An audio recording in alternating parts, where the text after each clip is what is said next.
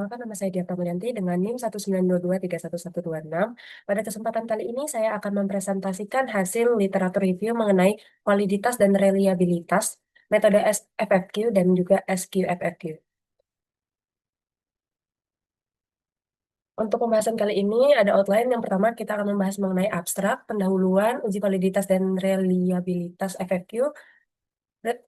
Yang keempat ada uji validitas reliabilitas SQFFQ, dan yang kelima ada kelebihan dan kekurangan metode FFQ dan juga SQFFQ.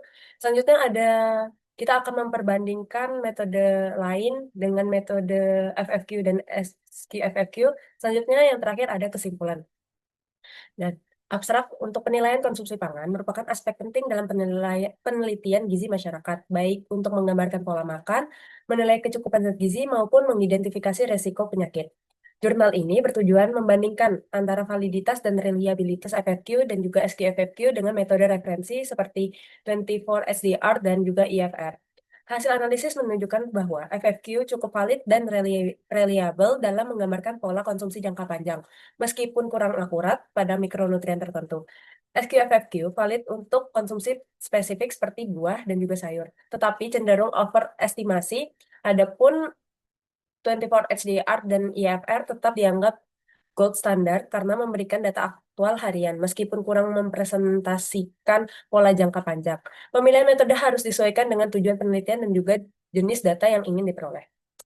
Selanjutnya ada pendahuluan. Yang pertama, FFQ Food Frequency Questionnaire. Kuesioner ini berisi daftar makanan yang digunakan untuk mencatat frekuensi konsumsi dalam periode tertentu, biasanya mingguan hingga bulanan. Metode ini praktis dan juga sering dipakai untuk penelitian epidemiologi berskala besar, terutama untuk menggambarkan pola makan jangka panjang. Yang kedua ada SQFFQ, Semi Quantitative FFQ.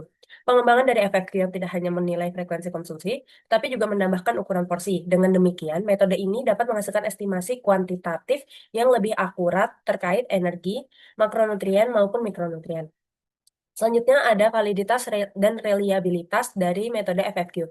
Untuk validitas, penelitian ini secara khusus bertujuan untuk menguji validitas metode tersebut dengan membandingkannya dengan terhadap metode 24 Hour SDR. Hasil penelitian menunjukkan adanya perbandingan relatif sebesar 19,5% dengan 80% responden berada pada kuartil yang telah sesuai.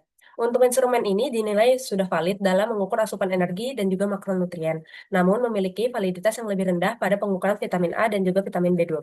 Untuk reliabilitasnya, uji reliabilitas dengan metode test retest selama 1 bulan menunjukkan nilai ICC baik hingga sangat baik untuk energi dan juga makronutrien, sedang pada bagian mikronutrien serta rendah pada PUFA, vitamin A, dan juga vitamin B12 dan juga serat.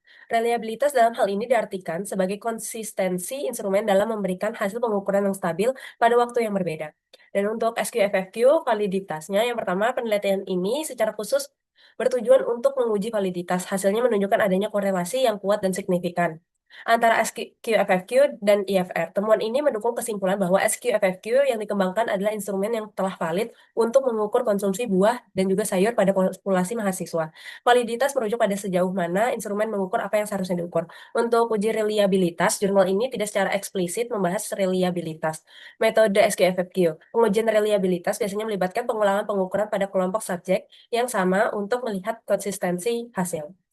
Dan adapun kekurangan dan juga kelebihan dalam metode FFQ dan juga SQFFQ. Untuk metode FFQ memiliki kelebihan karena praktis digunakan, sederhana dalam pelaksanaan, serta relatif murah sehingga banyak diterapkan dalam penelitian gizi masyarakat dengan skala yang besar.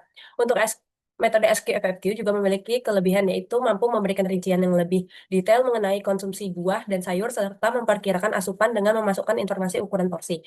Dan adapun kekurangan dalam metode ini, untuk kekurangan metode FFQ adalah akurasinya yang rendah dalam menilai asupan mikronutrien karena data yang diperoleh hanya berdasarkan frekuensi konsumsi tanpa mempertimbangkan ukuran porsi secara detail. Sementara itu, untuk metode SQFFQ, meskipun lebih detail, memiliki keterbatasan karena sering menghasilkan estimasi berlebih atau overestimasi terhadap asupan zat gizi tertentu, khususnya buah dan sayur.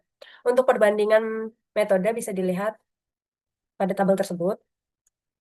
Ada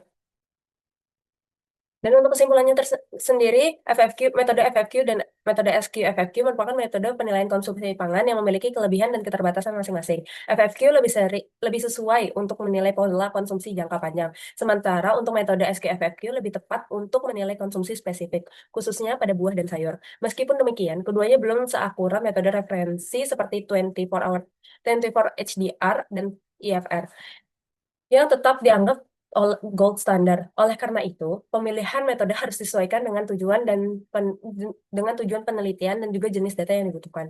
Sekian dari saya. Mohon maaf apabila ada salah kata. Assalamualaikum warahmatullahi wabarakatuh.